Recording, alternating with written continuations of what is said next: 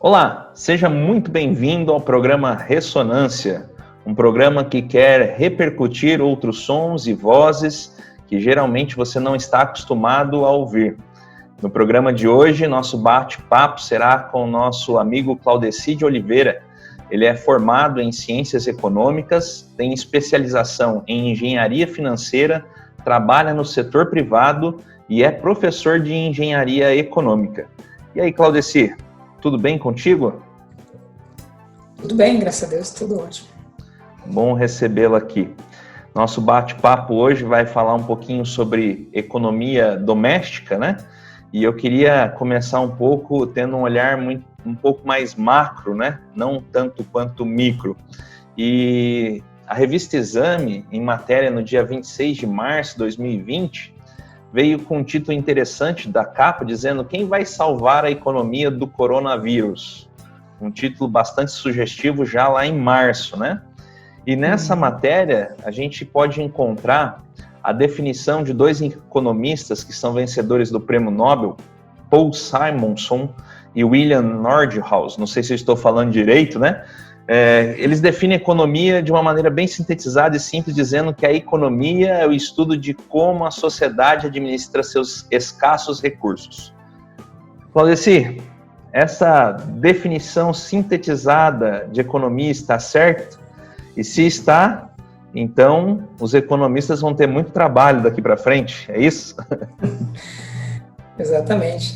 Quem sou eu para refazer, né, o conceito de economia, mas sim, o conceito de economia é exatamente esse, né?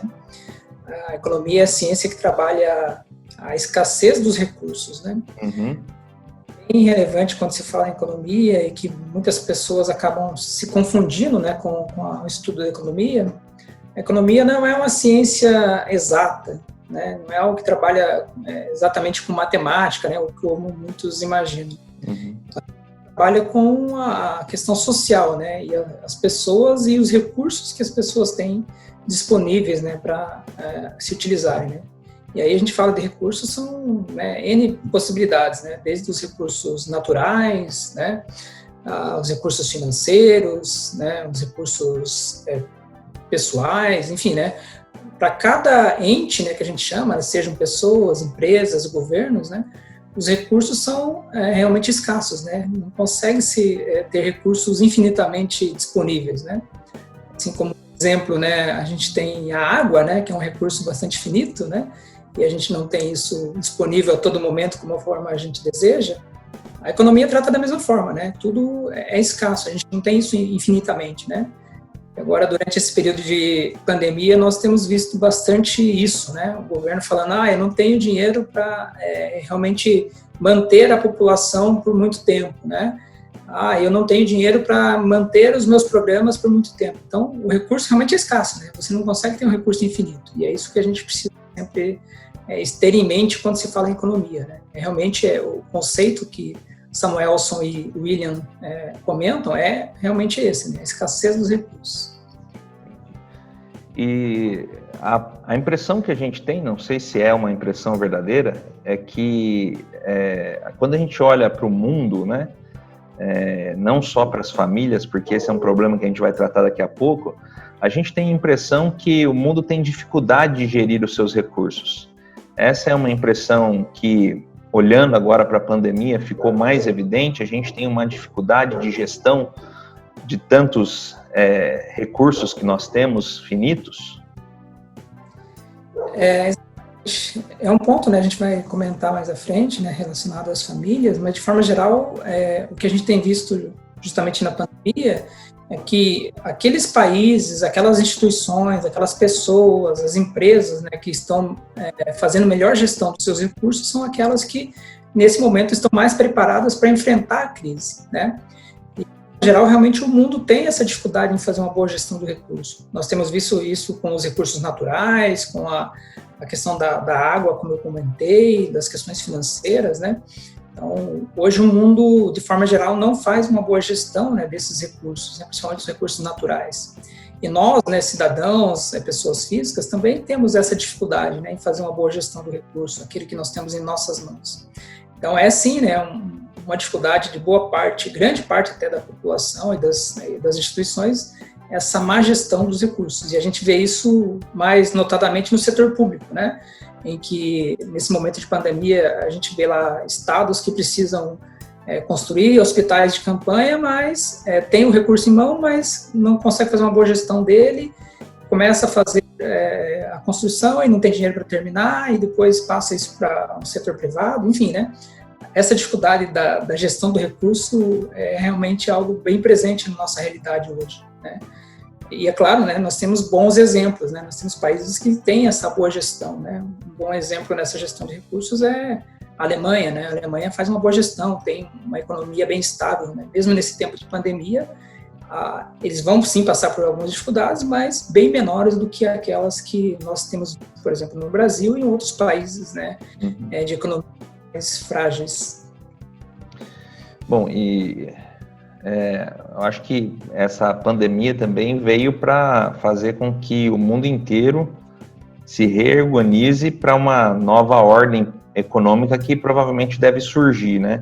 Você acha que essa nova ordem vai passar muito por essa questão de sustentabilidade? Deixa eu só falar, quando eu estou falando nova ordem, né?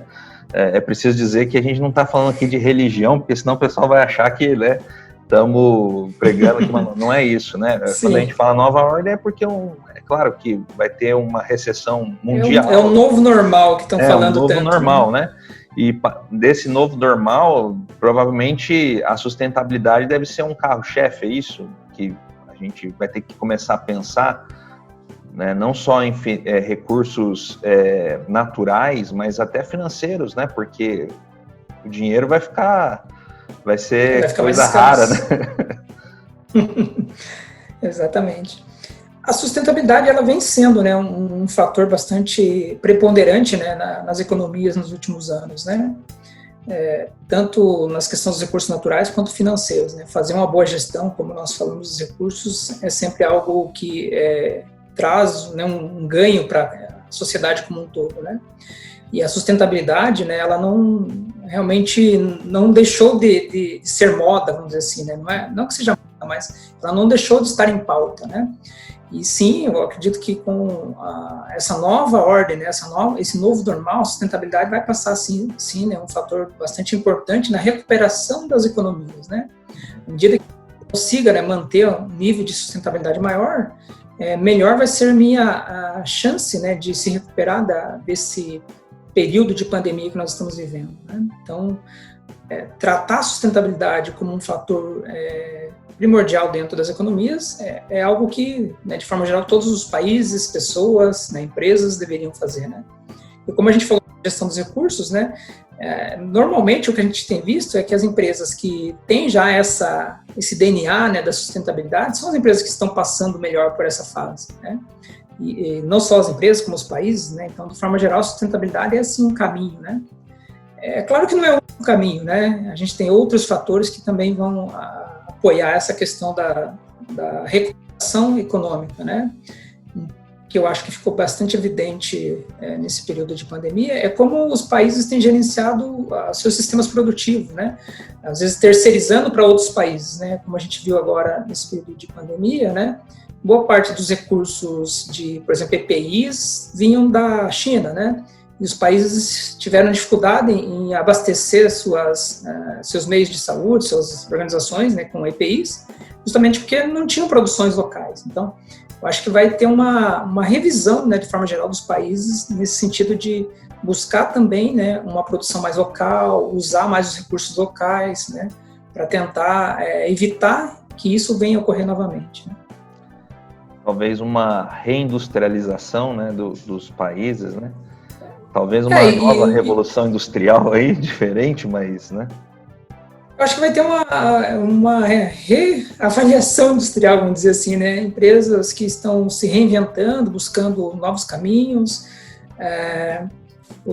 Tem uma questão bastante importante, né, no jogo econômico mundial hoje, que é o chamado nacionalismo, né? Isso é bastante crítico, né? E eu acho que é um ponto que, do ponto de vista até das religiões, a gente tem observado isso, né, muito nacionalismo, né, pregando, não, eu me preocupo somente comigo e esqueço do restante do mundo, né, isso é algo bastante preocupante, né, Então, acho que tem que ter aqui realmente assim, uma reorganização do setor produtivo mundial, né, em que a gente consiga realmente ter produções mais locais, mas não deixar também, né, de olhar para o restante do mundo, né, para aquilo que países menos, né, favorecidos também precisam de ajuda. Então, a gente tem que olhar de uma forma um pouco mais global, né? Mas sim, eu acho que a gente precisa reavaliar nosso setor industrial, nosso setor econômico de forma geral, para minimizar os impactos, né? Porque, como o Nuno tem falado, acho que não vai ser a última epidemia que nós vamos passar. Provavelmente devem vir outras, e aí como que nós vamos estar preparados para isso? Sim. Trazer um pouco aqui para o nosso bate-papo, um texto bíblico, Evangelho de Lucas, capítulo 14, versículo 28, Jesus ensina num texto bíblico uma coisa muito interessante. Ele diz assim: pois qual de vós, pretendendo construir uma torre, não se assenta primeiro para calcular a despesa e verificar se tem os meios para concluir? É interessante que esse texto, ele não está assim dentro de um contexto financeiro. O contexto que Jesus está usando nesse texto é um contexto de discipulado. Jesus quer fazer com que as pessoas que estão empreendendo segui-lo reflitam um pouco sobre o preço, as consequências, né? E se planeja a vida delas em relação a isso. Mas é óbvio que Jesus falando isso, ele dá a entender que existe aí uma necessidade de planejamento na vida, né? E aí a gente trazendo um pouco aqui para o nosso bate-papo, né, mais especificamente para aquilo que a gente tem falado aqui, existe aí uma importância, né, para a gente está falando aqui de governos se planejarem, de países se planejarem, inclusive para outras pandemias que possam surgir. Existe também uma importância aí para existir um planejamento doméstico. É importante isso, a economia pensa também olhar para as famílias e incentivá-las a ter esses planejamentos, né, domésticos? Acho que muito mais do que a gente já teve em qualquer momento da história, né? Acho que nós, nesse momento, precisamos realmente repensar como, né, as famílias, né, estão se planejando, né? Algo que eu vi em alguma pesquisa, não lembro bem agora a fonte, mas falava que apenas 30% das famílias, né, tinham condições de passar por mais de 15 dias essa pandemia sem receber, por exemplo, nenhuma renda, né? Então, é um valor bem pequeno realmente, né? Então, ou seja, né, nós, de forma geral, né, e aí me coloco também, né, nesse problema, mesmo sendo economista, né, já tive esse tipo de dificuldade, em que nós não nos planejamos, né, para realmente ter crise, né? Nós não nos planejamos para perder o emprego, nós não nos planejamos para uma doença inesperada, né? Ninguém realmente tem se planejado dessa forma, né? E o planejamento é essencial realmente para que a gente passe, né, por momentos difíceis, né? Então, o que o texto bíblico nos traz realmente é essa ideia, né? Que nós, quando vamos empreender algo, né, nós precisamos sim, né, planejar, né? Não dá para simplesmente ir fazendo, né? E esse é um erro de boa parte da nossa população, né? Principalmente no Brasil, a gente não tem uma cultura de planejamento financeiro, principalmente, né? Nós não temos uma cultura de educação financeira, né? E aí acaba que grande parte da população realmente não tem recursos para viver, né, no momento em que a crise vem, no momento em que ela perde o emprego, no momento que vem uma doença em que ela tem que despender de recursos que ela não tem. Então, isso é um fator que a gente precisa rever nas nossas famílias, né? A gente precisa começar desde cedo, né, com as nossas crianças, incentivar com que ela reserve parte daquilo que ela ganha ali, né, como uma renda, vamos dizer assim, né? E que nós também nos planejemos, né, de guardar parte da nossa renda, né, fazer o que a gente chama, né, um colchãozinho, né, para que no momento da crise a gente passe por ela de uma forma mais, pelo menos mais branda, né. Claro, todo mundo vai sentir de uma forma ou de outra, mas pelo menos que a gente não tenha, né, toda aquela dificuldade que a maioria da população hoje, infelizmente, está vivendo, né. É realmente algo que a gente tem que trabalhar bastante forte nas nossas famílias. Sabe o que é interessante? Que a gente tem exemplos, né? Aí falando para quem é cristão, a gente tem exemplos na Bíblia sobre isso. e muitas vezes a gente negligencia. A gente citou aqui uma fala de Jesus, mas aquela historinha bastante conhecida do José do Egito, né? Quando ele tem a interpretação do sonho do faraó, e ele diz que haveria 6 anos de vaca gorda e 6 anos de vaca magra, né? Exato. E ali o faraó alça, né, José a governador, entendendo que ele era um homem íntegro, para fazer a gestão, né, dos recursos do Egito, para que no tempo das vacas gordas se fizesse aí um depósito para que quando viesse os tempos difíceis, então se tivesse esses recursos, né? Eu não sei, às vezes eu fico me questionando e às vezes olhando também para mim, né? Por que a gente, quando está mais tranquilo financeiramente ou em relação a todos os nossos recursos, a gente não pensa, né, que virão momentos difíceis na nossa vida? Porque, veja só, essa pandemia não é algo que agride apenas as pessoas mais pobres da sociedade, né? Ela tem atingido a classe média de maneira muito forte, até pessoas com, talvez, classe média alta, né, que tinha comércios estabelecidos e agora, né, você está passando esse dado de 30% da população não consegue, né, ficar 15 dias, e tem aqueles ainda que não conseguem nem chegar no dia seguinte, né? Exato. E a gente olha para essa situação hoje no país, e principalmente no Brasil, e na minha curta vida, eu fico pensando que no nosso país, infelizmente, a gente nunca teve uma estabilidade, né? A gente sempre teve esses altos e baixos, e mesmo assim a gente nunca aprendeu a cuidar melhor dos nossos recursos, né? Exato. É como eu disse, né, tem uma questão cultural no Brasil, infelizmente, né? A cultura do brasileiro não é uma cultura de fazer poupança, né, que a gente fala, né? E o termo poupança aqui não é exatamente aquele conceito daquela poupança que a gente vê lá no banco. O conceito de poupança é de reserva, né, para uma emergência, para um futuro que você não sabe o que vai acontecer, né? A nossa cultura é imediatismo, né? Então, se eu estou bem agora, eu tenho que... na cultura brasileira, a gente não, eu vou ter que gastar, eu vou ter que... né? Vamos dizer assim, né? Porque eu não sei se eu vou viver amanhã, né? Mas o fato é que, né, em média, hoje, no Brasil, se vive mais de 78 anos, né? Ou seja, né, a maioria da população hoje, né, na média, tem uma expectativa de vida bastante alta, né? Eu sempre comento isso com os meus alunos, né? Falo assim, imagina que, né, hoje a aposentadoria se consegue na faixa de 60, 65 anos, né? Ou seja, você vai ter ainda, né, ao em torno de quase que 20 anos, né, pela frente de vida depois da aposentadoria, né? Se você não se preparar, você vai ter dificuldades, você vai ter uma vida difícil, né? Então, é isso que a gente precisa pensar, né? A gente não vai morrer amanhã, né? Só Deus sabe quando a gente vai morrer. De forma geral, né, 78 anos de vida é a média que todo mundo tem vivido hoje no Brasil, né? É uma média bastante... O Brasil tem uma média uma expectativa de vida alta, né? Então, você tem que pensar exatamente como você quer chegar lá na frente, nessa sua aposentadoria, né?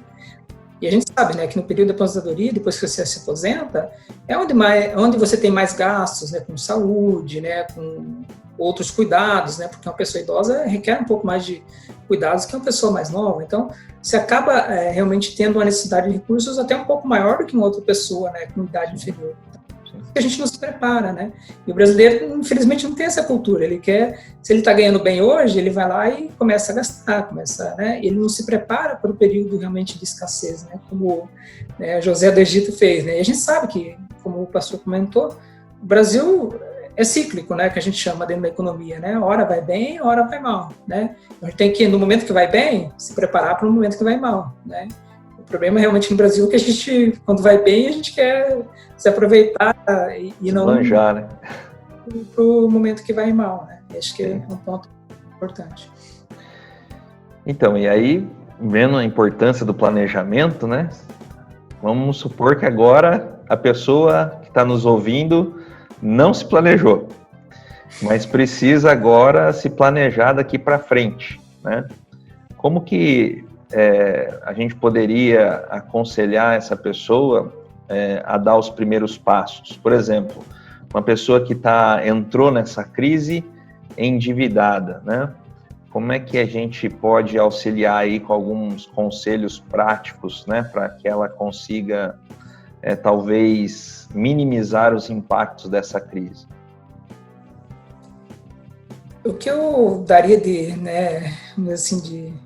dica, né, para as pessoas que estão aí nessa situação, o primeiro passo é você rever, né, as suas finanças, né, colocar no papel realmente, né. O brasileiro também tem essa dificuldade, né, em colocar no papel, né, realmente aquilo que ele ganha e aquilo que ele gasta, né. As pessoas, de forma geral, vão tendo seus salários, vão ter uma noção do quanto ela ganha, né, e às vezes nem tem exatamente a noção real do valor final que ela ganha, né, e quanto que ela gasta, né. Então, tem N pequenos gastos no nosso dia a dia que às vezes passam desapercebidos, né. E eu acho que agora, no momento de crise, é um momento para você realmente rever isso, né, colocar no papel, exemplo, né, coisas que passam despercebidos às vezes no nosso dia a dia. Você tem uma conta bancária que te cobra uma taxa, né? E hoje você tem opções de bancos com taxa zero, né? Bancos virtuais, que a gente chama aí, né? Que não cobram nenhuma taxa. Então, pode não parecer muito, né? Às vezes um banco cobra lá uma taxa de 20 a 50 reais por mês, mas no momento que você não tem renda nenhuma, 50 reais por mês já é algo significativo, né? Então, nós devemos, né, na nossa nova rotina aí, né, realmente de pandemia, de crise, reavaliar as nossas finanças, né? Reavaliar onde você está gastando o seu dinheiro, né? Onde você está tendo onde você tem possibilidade de reduzir os seus gastos, né? No nosso dia a dia, né? No consumo de água, no consumo de energia, né? Quando está tudo bem, né? A gente acaba não dando atenção para isso, mas é uma lâmpada que fica acesa, é uma torneira que está vazando, né? Então, às vezes se fala, puxa, mas eu vou gastar um dinheiro para consertar uma torneira? Sim, né? Porque às vezes você vai ali no mercado, por 50 centavos você compra uma borrachinha, né, que vai vedar melhor a sua torneira, e aquilo já no final do seu mês representou, sei lá, 5 reais a menos na sua conta de água. Então, é representativo, né? Não parece, mas é. Então, como a gente estava falando agora de pouco dos recursos, né? Tudo é recurso, né? Energia é recurso, água é recurso, né? Tudo tem o seu custo, né?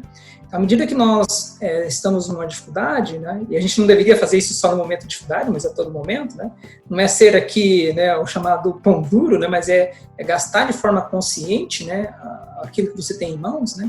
Então é rever realmente, né, todos os seus ganhos e os seus gastos, né, colocar realmente num caderno tudo que você ganha, tudo que você gasta, e avaliar onde que eu tenho condições de reduzir sem que eu impacte significativamente a minha forma de viver, né? Se eu apagar uma lâmpada que está acesa, ela vai mudar muito a minha forma de viver? Não vai, né? É uma coisa que não vai mudar tanto assim o seu estilo de vida, né? A sua forma de viver. Então, são coisas pequenas assim que passam desapercebidas no nosso dia a dia que a gente pode, né, nesse momento realmente de crise, de pandemia, reavaliar, né? E tornar isso um hábito, né? Que à medida que passe a pandemia, você consiga realmente colocar um pouco mais de solidez na sua vida financeira, né? Que você possa pegar daí esse recurso que vai sobrar no momento que você estiver bem e fazer aquele colchão, né, que a gente estava falando há pouco, né? Reservar isso para um momento de crise no futuro. Então, o momento agora é realmente de rever as suas finanças, de colocar realmente no papel tudo aquilo que você ganha, tudo aquilo que você gasta e ver onde você tem a oportunidade de reduzir custo, né? É algo que as empresas, de forma geral, fazem muito bem, né? As principais empresas e as empresas que são de sucesso hoje no Brasil, né, e no mundo, tem um dizer até bem interessante, né, que é muito utilizado aí no jargão das empresas, que custo, né, e aí a gente pode colocar como todos os nossos custos, energia, água, alimentação, né, internet, enfim, tudo, né, custo é que nem unha, né, você tem que viver cortando. Que as empresas fazem, né? Então a gente não costuma fazer isso, né? Então às vezes a gente vai se acomodando, né? E vai aumentando os nossos gastos sem perceber, né? A gente não percebe, né? Então às vezes você vai na padaria, compra pães a mais do que você realmente necessita, né? E às vezes vai fora, né? Então esse tipo de coisa, né, que a gente passa desapercebido no dia a dia, né? É o alimento que você está jogando, que você fez a mais e né, jogou fora, né? Tem um dado alarmante, né, no Brasil, que algo em torno de quase 30% de todo o alimento vai para o lixo, né? E você fala, mas as empresas desperdiçam, é lá no Ceasa, não sei onde. Não, é nas nossas próprias casas, né? A gente, às vezes, faz comida demais, a gente deixa algo guardado na geladeira que daqui a pouco estraga, né? São coisas assim que no nosso dia a dia, infelizmente, a gente deixa passar, né? Passa desapercebido. Eu acho que nesse momento de crise é realmente um momento de você rever, né, seus hábitos, rever seus conceitos sobre aonde você está colocando o seu dinheiro e como você está gastando, né? Sim. Só para finalizar, acho que um ponto que eu sempre coloco para os meus alunos, né? Imagine que ali, né, você está jogando lixo, sei lá, você deixou apodrecer uma laranja que você comprou, você deixou apodrecer lá na sua geladeira e você não consumiu, né? Sei lá, que custa R$1, né? Você pegaria R$1 e jogaria dentro do lixo, né? Ninguém pega e joga dentro do lixo, né? Mas o que a gente está fazendo de fato naquele momento é jogar dentro do lixo o dinheiro, né? Porque você gastou aquele bem, né? E você está jogando, né? Então, ninguém é louco, né? Como diz o ditado, de rasgar dinheiro nem jogar dinheiro no lixo. Se a gente olhasse ao momento que a gente estivesse jogando aqui no lixo e falasse, nossa, eu estou jogando aqui 50 centavos no lixo, eu estou jogando R$1 no lixo, a gente começaria, acho que, pensar um pouco diferente, né? Sim. Infelizmente, não coloca, né, não vê o valor daquilo que a gente está desperdiçando. Sem contar que você está jogando também o teu trabalho, né? É tempo desperdiçado, né? Às vezes a gente reclama tanto que dá tanto para o governo e nessa hora também a gente está jogando fora, né?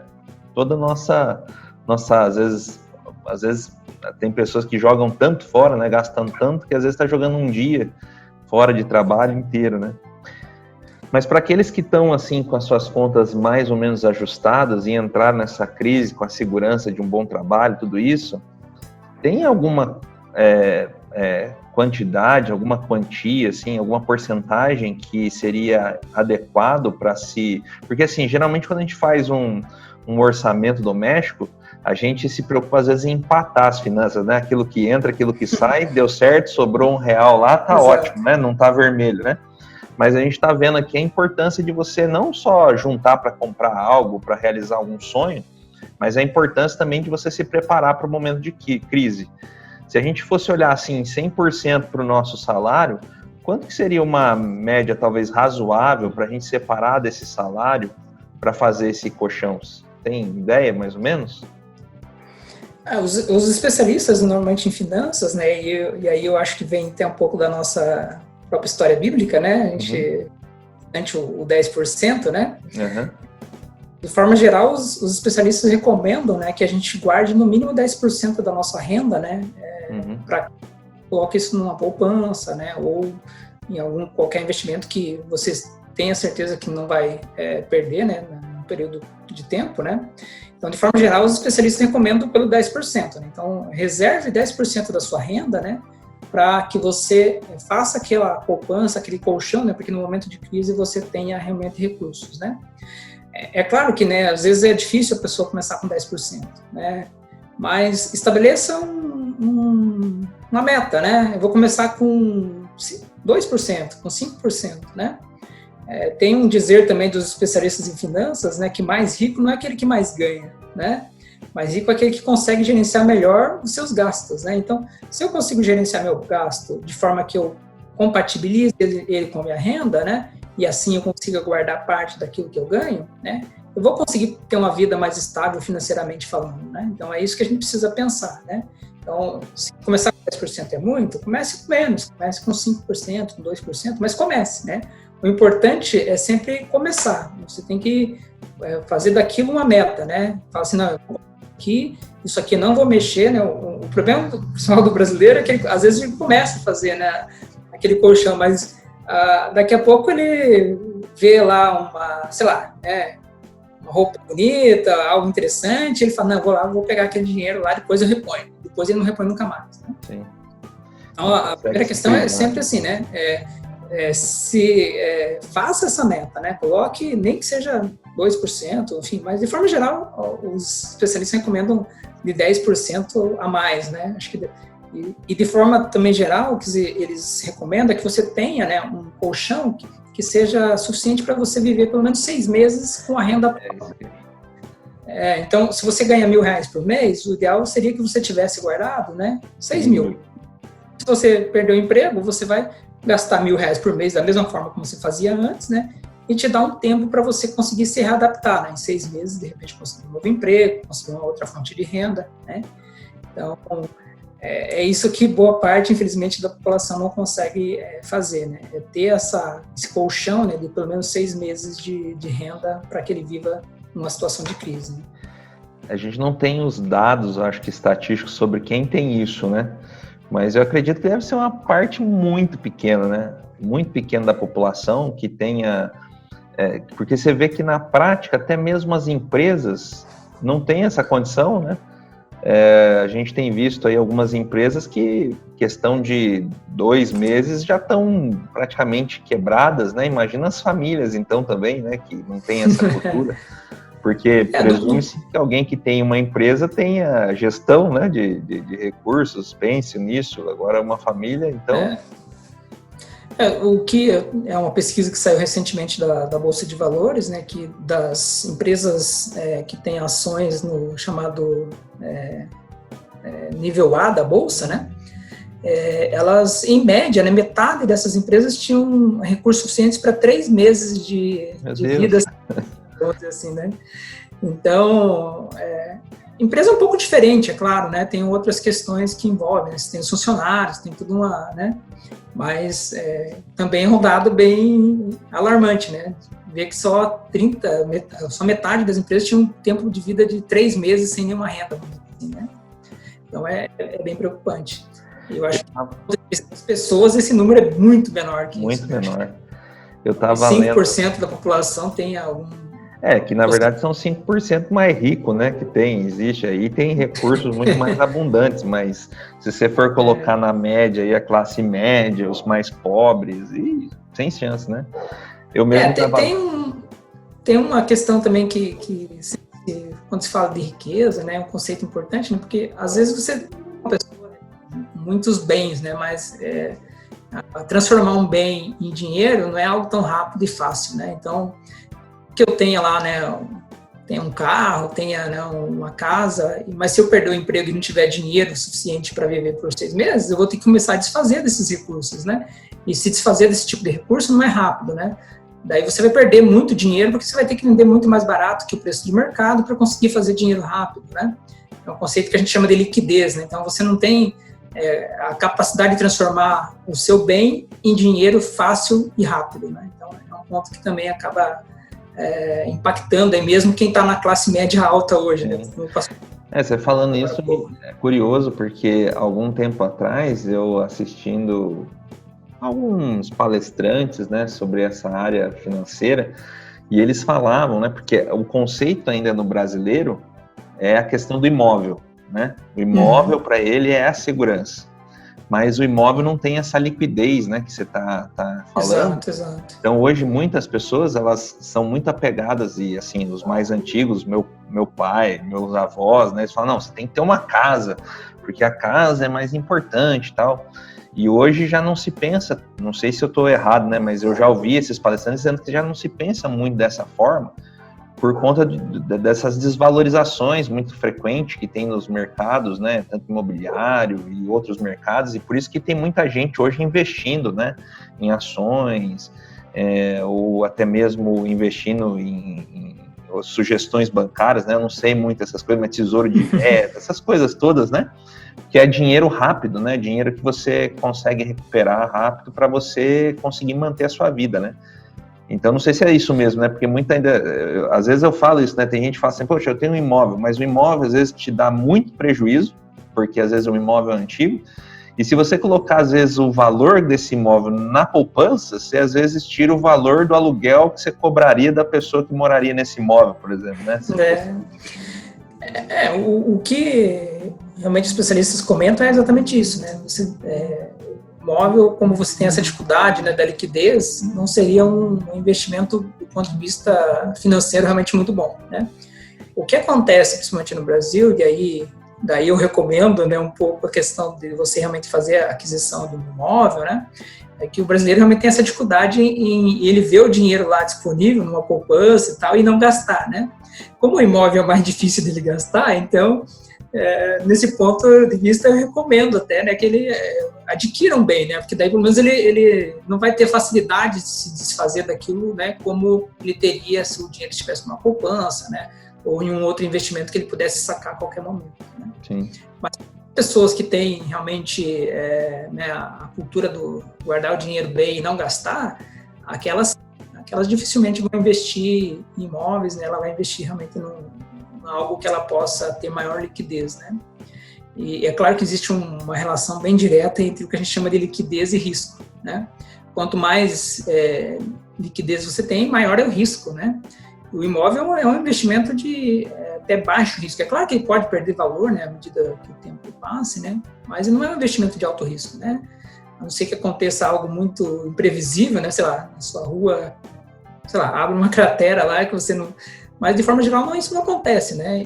E aí você tem um investimento que é de baixo risco, né? Então, para aquelas pessoas que têm dificuldade realmente em né, não deixar guardado o dinheiro, né? Porque vê lá, como diz o ditado, né? Coça a mão, né? Para essas eu recomendo, sim, né? Invista num imóvel, algo, um bem físico, né? Que a gente chama, né?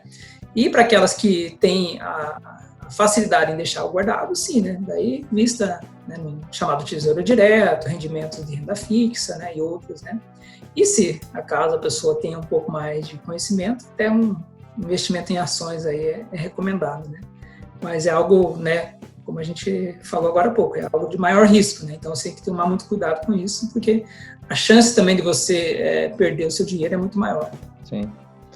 Eu ia falar, e já mudei de assunto, mas eu estava lendo uma reportagem, não era da Luísa Trajano, né, que é a dona do Magazine Luiza, mas é do CEO, mas eu acho que é filho dela, parente, porque também é Trajano, e eles dizendo que o Magazine Luiza, né, que hoje é uma das maiores lojas de eletroeletrônicos e imóveis no Brasil, que eles têm uma saúde financeira para aguentar uma crise de 2 anos. Falei, puxa vida, né? A maioria, a gente viu algumas empresas grandes do nosso país dizendo da dificuldade que eles teriam para enfrentar, né, a crise por 2, 3 meses. E é interessante a gente perceber que uma loja brasileira, né, ela é nacional, tem essa saúde financeira, né? E aí eu falei, puxa vida, né? Esse exemplo precisava ser mais replicado nas nossas vidas e também na vida dos demais comerciantes. Mas é claro que a gente sabe que a realidade brasileira também não é fácil econômica, né? Tem muita gente que está vendendo almoço para comprar a janta, né? E isso em todas as áreas, né? Inclusive, principalmente na área do comércio, né? O comércio, a gente está vindo aí de uma recessão e entrando em outra, né? A gente parece que não sai, é um looping eterno da coisa, né? Mas a gente também, agora tem muitos empresários aí que não vão aguentar, não é porque essa crise agora, né? Mas é porque já vinha de uma recuperação, né? A gente vem aí de crises fortes, né? Então, isso, de certo, suga tudo. Mas, novamente, assim, um ponto importante é realmente a questão da poupança, né? A questão de você se preparar, né? Acho que eu dei o exemplo agora há pouco da Alemanha, né? O índice de poupança, né, da população alemã é muito superior, 10 mais vezes que o nosso, né? Eu não lembro o dado corretamente agora, né? Mas, de forma geral, né, a população alemã ela tem uma poupança, né, bastante significativa, né? E por que isso é bom, né? Porque quando você faz poupança, né, a população faz poupança, né? Isso é uma cultura da população alemã, né? Você ajuda o governo a ter recursos para investir na economia, né? Porque aquele dinheiro que está na poupança, ele é usado pelo governo, né, pelos bancos, para fornecer crédito, né, e fornecer investimento, né, em áreas que estão sendo afetadas, né? No Brasil, qual que é a grande dificuldade, né? Como a grande maioria da população não faz poupança, né? O governo e os bancos, eles não têm, e aí um dos motivos que a taxa de juros no Brasil também é bastante alta, né? Como a gente falou no início da entrevista, né, tudo está relacionado à escassez de recursos, né? Como você tem pouco recurso em poupança no Brasil, né, você não tem a disponibilidade suficiente para investir na economia, né, para fazer com que a economia se recupere de forma mais rápida, né? E aí, novamente, cai pela dificuldade de disponibilidade de recursos, que poderia ser construída mediante que as pessoas fizessem bem poupança, né? Então, Alemanha, Estados Unidos, né, os países mais ricos, eles têm uma facilidade maior em passar por esse momento de crise, é porque eles têm maior disponibilidade de poupança do que os países como o Brasil, né? Então, no Brasil a gente tem visto aí, né, realmente o governo está falando que não tem dinheiro, e realmente não tem, porque a população de forma geral não tem poupança, né? Aquelas que têm, agora estão tentando se fazer uso dessa poupança para se manter, né? E governos como a Alemanha, né, como o Japão, como os Estados Unidos, né, eles se valem dos recursos, né, porque você fala, poxa, como é que eles podem ter tanto dinheiro assim, né, para investir na economia? A gente fala lá, quando a gente fala aqui no Brasil, né, o governo está gastando, sei lá, 150 bilhões de reais, né, a Alemanha, né, o Reino Unido, os Estados Unidos estão gastando trilhões de dólares, né? Exatamente. E se a gente vê a taxa de câmbio hoje, né, isso significa...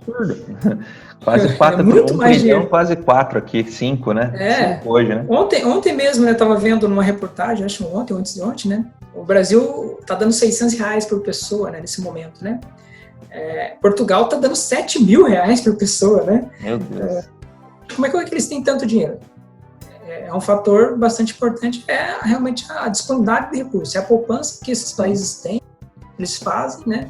E isso mantém a economia. Então, dentro do conceito macroeconômico, né, a poupança é um fator bastante importante, né? Então, o Brasil, infelizmente, não tem essa cultura, né, da poupança. A gente precisa incentivar, né, com que as pessoas, no momento realmente de bonança, né, façam poupança, né, para que no momento de crise você consiga passar de uma forma mais branda, né? Sim. Eu lembro que lá em 2001, isso já há muito tempo atrás, quando eu fazia faculdade de publicidade, eu tinha um professor meu e a gente falava sobre mercados, né, onde também os investidores tinham mais interesse, e geralmente os investidores têm muito interesse em países que a população tem poupança. Naquela época, falava-se muito da China, que tinha, a média era de $500 por família. Era uma média assim, mais baixa do que os países que você está citando, tipo Estados Unidos, Alemanha, Japão, né? Mas o grande assim, atrativo da China é que lá eles tinham uma população gigantesca. De 1 bilhão de pessoas. 1 bilhão de pessoas com $500 cada um na poupança era uma coisa absurda, né? Ao passo que no Brasil, naquela época, em 2002, falava-se assim, de uma média no Brasil que não chegava a $80. Né, e assim, não é claro que não é por família, mas algumas famílias tinham mais e aí se tiravam a média. Então você imagina assim que até nisso a gente vai ter dificuldade, né? Pela nossa falta de cultura de juntar, a gente vai ter pouco investimento, né? Porque não é um mercado talvez tão atrativo, né? Para quem quer vender para a população, né? Acho que isso também vai ser uma dificuldade nossa, né? Daqui para frente.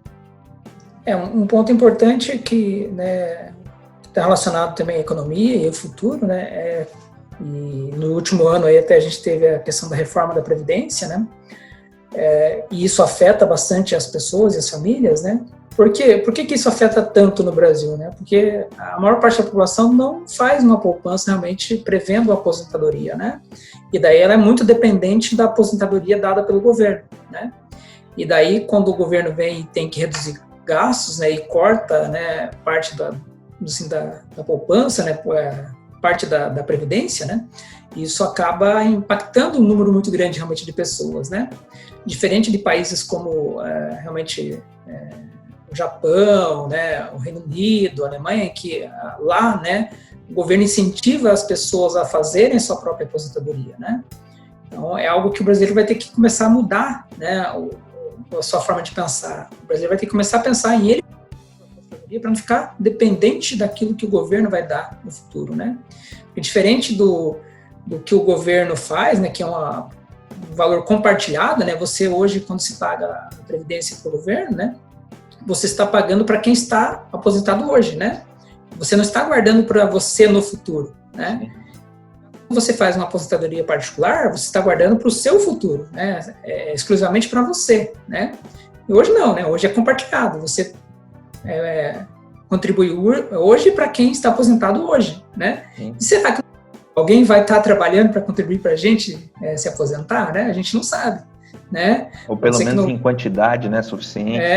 A gente sabe que outro fator importante econômico que tem acontecido no Brasil é que a população tem envelhecido de uma forma mais rápida do que em outros países, né? A expectativa de vida no Brasil tem sido bastante alta e a taxa de natalidade tem caído, né? Tanto que se espera, né, que em 2030 a população brasileira comece a cair, né, em vez de aumentar, né? A gente deve chegar num pico ali de 250 milhões, mais ou menos, de habitantes, e aí a população começa a reduzir. Ou seja, você vai ter menos pessoas jovens, né, trabalhando para um volume maior de pessoas idosas, né? Então, vamos dizer assim, a proporcionalidade vai ser outra, né?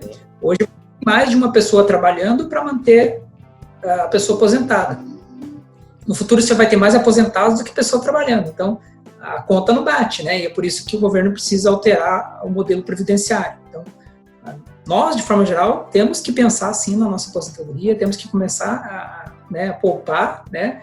Para que a gente faça a nossa própria aposentadoria, né? Eu sei que de poupar os 10% é mais ou menos isso. Sim, sim. Eu sei que é um terreno minado, assim, né, falar sobre previdência e outras coisas desse tipo, porque a gente também tem uma cultura muito forte do Estado, muito presente na vida, né, do cidadão, mas se a gente for pensar um pouco, a gente tem, assim, hoje no Brasil, a gente tem uma dificuldade também de sair desse modelo, porque culturalmente e sistemicamente a gente está vivendo isso por muito tempo, né? E agora a gente está tendo que fazer mudanças que são drásticas, não dá para fazer mudanças, penso eu assim, um processo, né?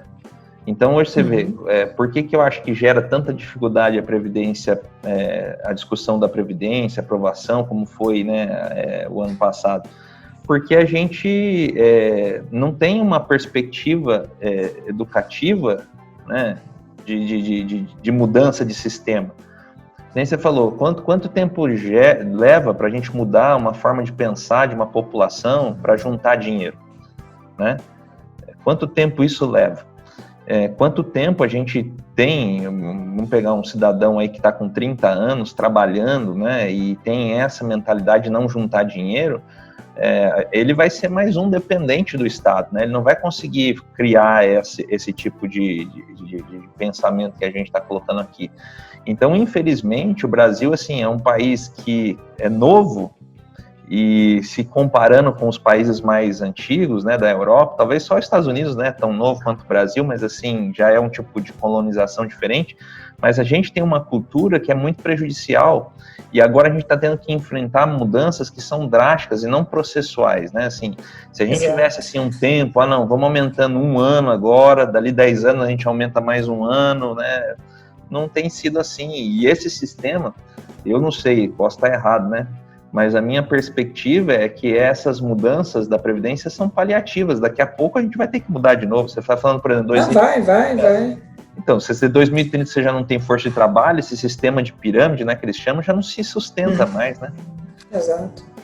É por isso que nós devemos pensar, né, nós temos que investir na educação dos nossos filhos, né, para que eles tenham essa mentalidade, né, de realmente prever, né, um recurso para o futuro, né, e não pensar somente no agora, em que, né, o que eu ganho eu vou gastando e isso, daqui a pouco eu vou conseguir outro recurso. Não é assim, né? A gente tem visto agora de crise que, né, tudo pode mudar num piscar de olhos, né? A gente tinha muita gente que estava vivendo num mar de tranquilidade, né, achando que tudo estava bem e de repente vem essa crise para nos mostrar que não, né? Que tudo pode mudar de uma hora para outra, né? Assim como a gente viu na Bíblia, né, várias vezes, né, as coisas mudando, né, radicalmente, né, de um momento para o outro, né, a nossa vida tem sido assim, né, e as pessoas precisam realmente prever um pouco mais de recurso para o futuro. Sim, e a gente também enfrenta um outro problema, né, Claudeci, que é assim, o brasileiro ganhou um poder de consumo maior nos últimos anos e isso também, né, por exemplo, eu lembro quando era criança que já existia refrigerante, mas o refrigerante não entrava em casa assim toda hora, né? Entrava lá nas festinhas, né? E olha lá, né? Era uma vez por mês quando o pai recebia o salário, né? Isso era uma coisa totalmente. E ainda assim, eu sou de uma família classe média, assim, nunca tive, né, tive boas oportunidades, tudo. Agora, você imagina, hoje o brasileiro quer tomar refrigerante todo dia, porque o poder, né, é igual churrasco, né? Carne não era uma coisa que tinha todo dia na mesa. Hoje a gente não... Para ensinar para os nossos filhos que nem sempre precisa ter mistura no prato, é difícil, né? Porque a gente começa com uma outra realidade de consumo, né? O consumo hoje é muito forte, né? Muito potente. E as pessoas desaprenderam a fazer, né? Acho que algo que a gente até estava falando agora, né? Como as pessoas podem passar por esse momento de crise, né? Nós somos muito acostumados, né? A gente vai no mercado hoje, né? Diferente do como ano passado, né? No passado as pessoas realmente colocavam mais a mão na massa, vamos dizer assim, né? E faziam mais refeições, né? Preparavam mais os seus... né? Um pão, preparavam mais um bolo em casa. Hoje as pessoas, elas querem a facilidade, né? Então tudo ela vai comprar, né? Só que comprando, né? Claro que o custo disso é maior do que aquele que você teria fazendo na sua casa, né? Então acho que no momento também, nessa pandemia, né? Até eu vi um dado interessante umas semanas atrás, né? Do Google, né? O item que mais aumentou pesquisa no Google nesse período de pandemia foi como fazer o próprio pão, né? É bem interessante, porque as pessoas... porque é interessante, né? Algo que não é difícil, né? A pessoa mesmo pode fazer seu pão em casa, né? E é muito mais barato que, às vezes, comprar o pão ali na padaria, né? E isso já traz um benefício em custo, né? Porque se você for pensar e analisar, né? O dinheiro que você compra lá um pão no mercado, você paga lá, sei lá, 5, 6 reais um pão lá no mercado, né? Se você fizer em casa, os mesmos 5 reais, dá para você comprar um pacote de trigo de 2 quilos de trigo, fazer 3, 4 pães, né? Ou seja, né? É um momento que a gente precisa realmente reavaliar, né? A gente não pode mudar um pouco o nosso hábito também de consumo, né? Como a gente estava falando agora há pouco da sustentabilidade. E não só pão, né? Mas tem muita coisa, né? Por exemplo, a gente vai ter um programa que eu vou conversar com um engenheiro agrônomo e ele vai falar sobre a importância da gente cultivar alimento na nossa casa. Coisas que a gente foi também, que era o Brasil até, sei lá, metade do século passado, era um país rural, né? E a gente foi abrir mão dessa importância também de cultivo, né, das coisas dentro de casa, e nós moramos aqui numa cidade interiorana. A maioria das pessoas tem aí o seu quintalzinho, né? Que no mínimo dava para ter uma hortinha. E quanto que você não economizaria com isso? E quanto também você não comeria melhor, né? Porque menos agrotóxicos, é isso que a gente vai falar. Isso é sustentabilidade, né? Isso e não é só sustentabilidade, né? É algo que, nesse momento até de pandemia, né? Que todo mundo está ficando mais em casa, é uma forma de você fazer algo diferente, né? Da sua rotina, para não ficar... Terapêutico, né? Tem muitas pessoas aí, né? Que tem problemas com questões emocionais, né? Mexer com a terra é algo, né, que ajuda bastante nesse sentido. Então, preparar lá para quem não tem muito espaço em casa, mas prepara lá uma horta, né? Pega uma garrafa PET, corta no meio, coloca a terra e planta, né? Tem N possibilidades. A internet aí tá cheia de exemplos aí pra gente seguir, né? Exemplos bons. E a gente aproveita pouco às vezes, né? Sim. Bom, caminhando para o nosso fim de papo aqui, né? Gostoso, passa rápido.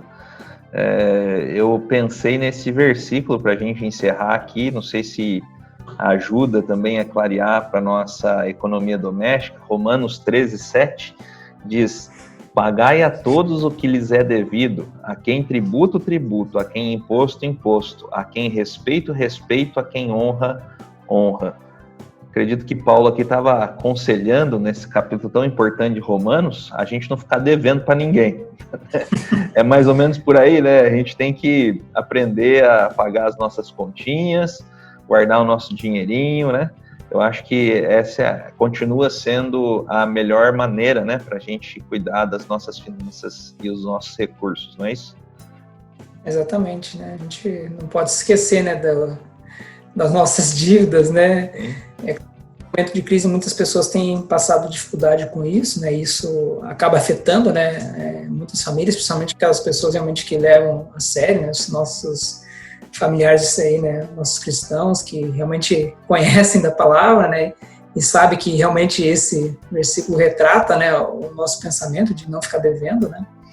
Eu sei que é um momento difícil, né, a gente às vezes se desespera, né, mas a gente tem que colocar nossas, né, vamos dizer assim, esperanças, nossa fé em Deus, que as coisas vão melhorar, né? E fazer a nossa parte também, né? A gente tem que, né, como a gente disse aqui, buscar caminhos, né, para reduzir nossos gastos, para que a gente possa, né, ter uma vida financeira mais estável. Sim. Claudeci, não quero me alongar muito aqui, tomar seu tempo, mas agradecer você por esse papo que a gente teve, pelos conselhos, o conhecimento. Muito obrigado pela tua presença aqui conosco e a tua fala. Eu que agradeço muito a oportunidade de poder compartilhar um pouco aí do que eu conheço, do que eu tenho também passado aos meus alunos aqui para os nossos amigos aqui. Valeu. Deus abençoe você. Um grande abraço aí. Amém. Deus abençoe.